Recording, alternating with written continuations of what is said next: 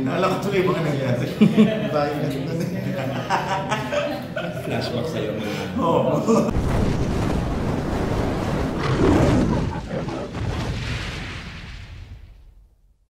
Kaya paano nagpunta sa'yo? Dahil since po sa pagkita isang drag queen na katulad ko, so parang sabi ko, ay kaya ko yan. Kasi kung ano man yung ginagawa ng drag queen, yun na rin yun eh. Show, makeup, naglalagay ng pads, lahat yan. Lip-sync. So nasa title na eh.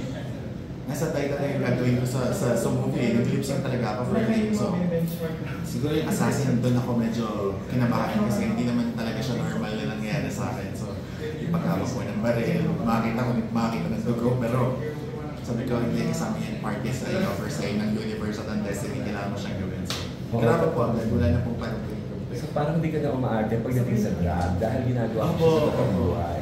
Ano lang siya, nag-perform lang po ako sa screen. Magkaiba lang sa normal ko, sa stage ako sa mall. Ngayon naman sa screen. Si Argel, ano naman ang mga pinagagawa mo dito? Ang sa naman dito, nag-ahatid lang ako sa kanya ng mga informasyon, ng mga pictures, ng mga target. Yun, ginawa ko na lang din talaga siya. Parang, ang day po kasi, ano niya na ito eh, dito na talaga siya working actor po talaga siya. So si Direk John Galvez ay na-meet mo na siya before? Dito po sa So paano yung yung engagement niya sa shooting? How is he as a director? Ayun po si Direk. Ang hirap po, ang straight talaga niya. Grabe po, napaiyak na po kami ng ilang beses. Working with Direk naman, kumbaga hindi ka nape-pressure sa side na parang kailangan ko ng ganito, ganyan. Hindi naman siya gano'n. Kumbaga, hinayaan ako ni Direk. Tinanong ko siya kung ano yung mga gusto niya, gano'n. So, yun naman yung binigay ko. Dumaan ba kayo sa workshop or whatever, preparation? Ito pa, parang feeling niya kailangan mag-workshop. Kaya yun na yan. Ako pa nagkaroon one day na workshop. Binigyan po ako nila Direk. Ano ang pwede makuha ng audience pag pinanood nila yung short? Yan po. Kasi ano yan eh, love po yan. Kung hanggang hanggang saan tayo sa family. Ako hanggang kaya ko kasi gawin pa lahat. Kaya ko Ay, sa pamilya kasi. Sorry. Nahilo ako na nito po. Ibang movie pala yung pinapromote sa akin. Joke lang. Hindi ba yan? Kung kaano at kung ano pa yung kaya mong gawin para mabuhay yung family mo. Paano mo sa support. Kasi po si Sabalay nito breadwinner siya eh. So, kahit ano hahamakin para sa pamilya sa mga. Pero that's the question. How far can you go for your love? Ako po, kaya ko po. Kaya ko naman talaga lahat. Like, before din naman, nagtrabaho talaga ako para makatulong sa family. So, syempre, hindi naman kami talaga pinanganak na blessed. So, sanay po ako nagtatrabaho ko for myself and for my family. Kahit ano, hindi naman po kahit kasi ako pinigayakan naman po ako talaga ngayon ng blessing na nabigyan ako ng title sa Drag Race. So, pero yun, ang tagal po nun, 15 years bago ko siya na-reach. So, tiniis ko yun. Ganun po siya, ganun po ginawa para maabot yung pangarap ko. Tiniis ko almost 13 years bago ako nagkaroon ng break sa drag. So, ano mo masasabi mo doon? Sorry, question na rin. Ako wala, kaya kong sumalo ng bala para sa family ko. Sa family. Ganun ko kamahal ko siya. Kaya din ako naman nandito sa Manila para sa akin. Paano nga sila ito namin? Saan ba yung family mo? Nasa province po. Which areas? Negros Oriental. Visayas. Ano sila talaga? Doon talaga. So wala ka dito sa mga kasama. Solo ka lang.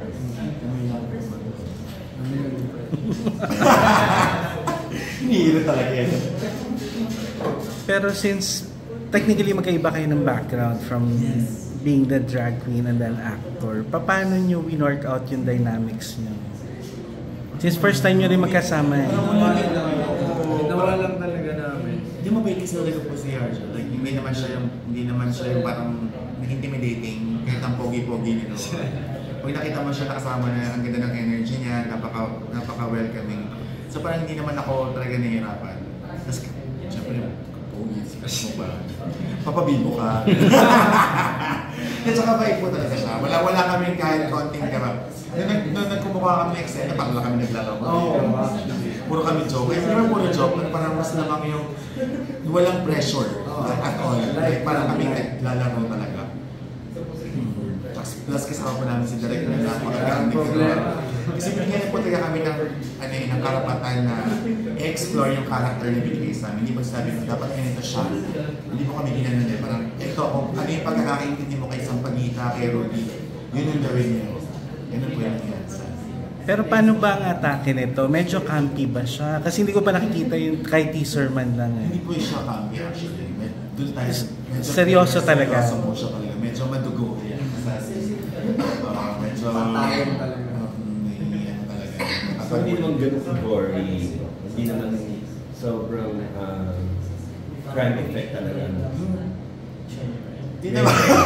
Hindi naman. Medyo na.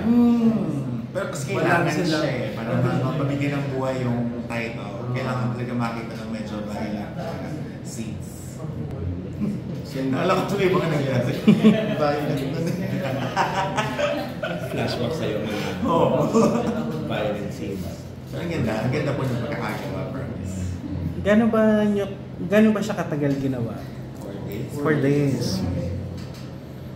So, looking back, sabi mo kanina, 13 to 15 years yung journey mo as a drag queen. How would you describe that journey? Paano mo siya i-describe para sa audience natin na parang gusto rin ma-achieve yung mga nangyayari sa buhay mo? Inspiring ba siya? Hindi, opo, inspiring naman siya kasi nag-start talaga ako sa club na wala naman akong PF. Nag-audition po ako sa isang club na hindi ako tinanggap. Kasi nag-start pa lang ako. So, sabi lang nila sa akin, sige, gusto mong perform, pwede ka na mabayaran ng same rate with the working queens. So, ito ba yung dancer ka muna? Opo. So, ako po ay nagtrabaho for 6 months na wala po akong break. Para po ako protege lang nila sa, or parang wala talaga akong regular set. Para akong saling pusa, saling ket-ket po ako. Ilan taon ka noon? 22. So, kayo po balang magbilang. Age doesn't matter. Opo. So Okay. yun, ang kinikita ko po ng 200, 300, minsan 500 kung swerte. Isang araw. Eh, nakatira po ako sa Marikina. Taxi po ako. Hirap po talaga, ang hirap. Hi! Talaga nakakaiyak lang siya kung babalikan mo. Pero alam mo yun, yun nga po, ginawa ko dahil alam kong pagdating ko sa dulo, meron akong magandang naanihin ba? Ang tagal talaga eh. Pero yeah, thankful lang po hindi ako sumuko. So, may natutunan ka ba ng Arjel sa perseverance niya, sa pagpupunyagi niya, bilang you are a new actor also? Oo naman, kasi sa industriya medyo matagal na rin ako eh. Pero hindi pa, kumbaga, wala pa ako doon sa gusto kong marating. Oo. Patience talaga. Ilan taon ka na ba sa movie industry? Nag-start ako, 19 ako eh. 27 na ako ngayon, so 8 years. So, ano sa palagay mo ang kulang? Ano sa palagay mo ang Hindi ko alam, siguro timing. Timing talaga, may kanya-kanyang timing. So, ganun lang. Trust the process, gawin mo lang yung kailangan gawin. So, sa loob ng ilang taon na yung Bale kasi nag-start ako talaga commercial model eh. Sumuwi ako kasi nag-aaral, tapos bumalik ako dito nung PBB na 2019. Doon na ako nag-start mag-showbiz. Pandemic. Tapos nag-pandemic pa. So, wala talaga, nawalan pa kami ng franchise. So talagang mahirap, challenging. Yun yung time na yun, sabi ko parang hindi na para sa akin to kasi 3 na agad eh. Nawalan ako ng project noon dahil sa pandemic, nawalan pa ng franchise. Parang naka-question ko rin. Yun nga, tiwala lang din talaga. Prayers. Saan ka umuugot? Sa family ko pa rin. Kasi yun, sila naman yung motivation ko lagi. Inaano ko lang na kaya ako nandito para sa kanila. So, tiis.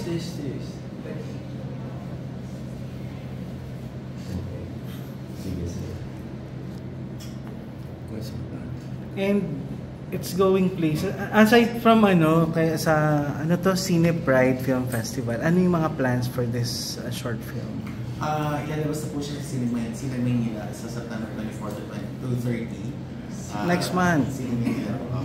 Ito po ay makikita sa lahat ng Robinson Cinema, Gateway, and SM. So makikita na po siya dito sa Manila. San Diego Filipino Film Festival. Oh my God. October. Ayan po, oh my God. Sumama ka na!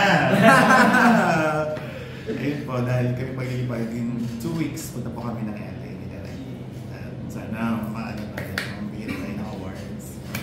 So paano yun? Namimili ka na ba ng roles? Lalo bida ka na? I mean, syempre, can you do straight up roles also? Oo naman. Actually, yun po yung pangarap ko eh. Kaya po siya nag-follow ngayon.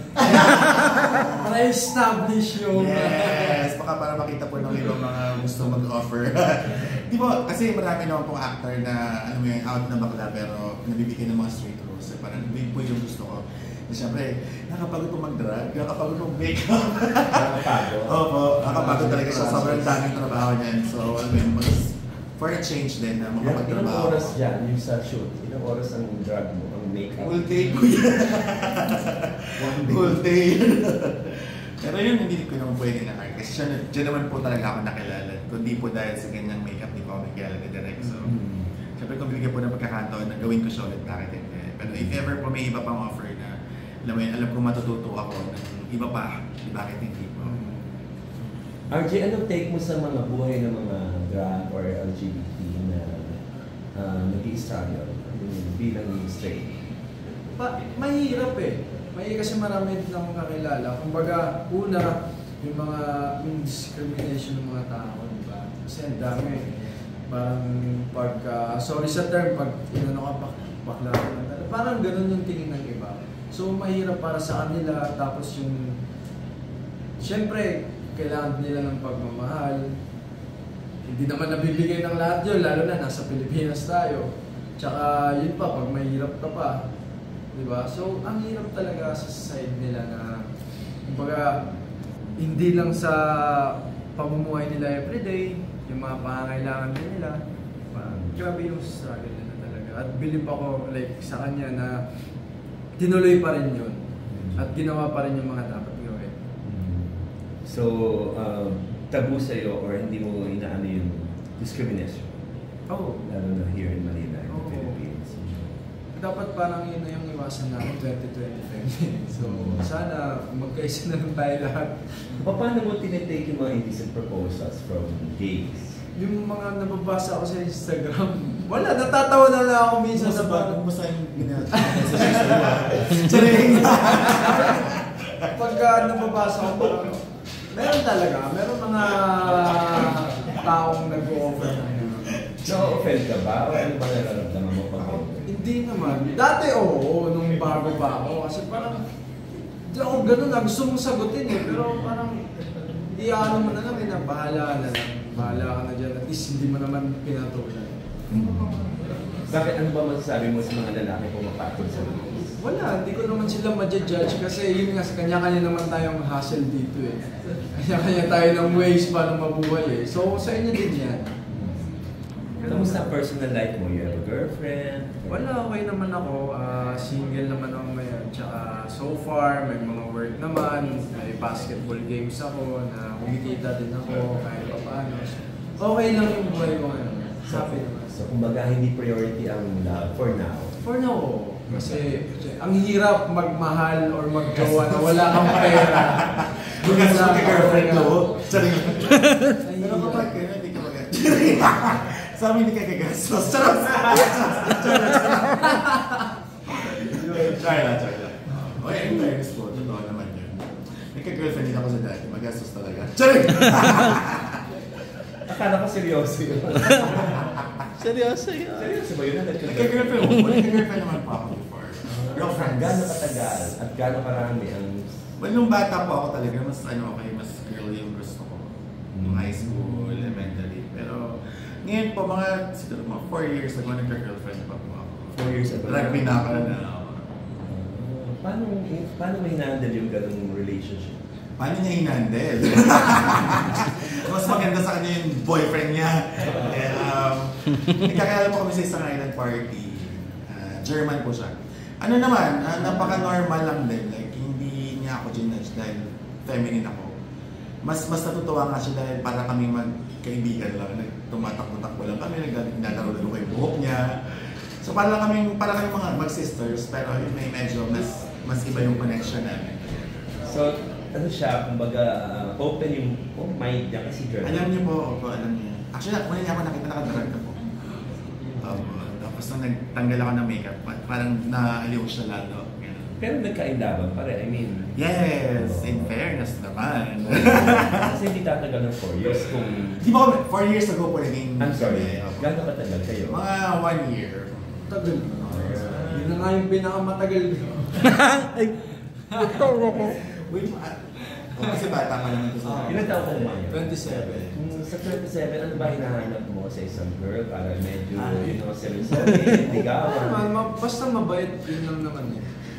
Kasi ang dami kasi magaganda. Yung mabait kasi, doon tayo nagkakatalo lagi. Diba? Paano? Mabait.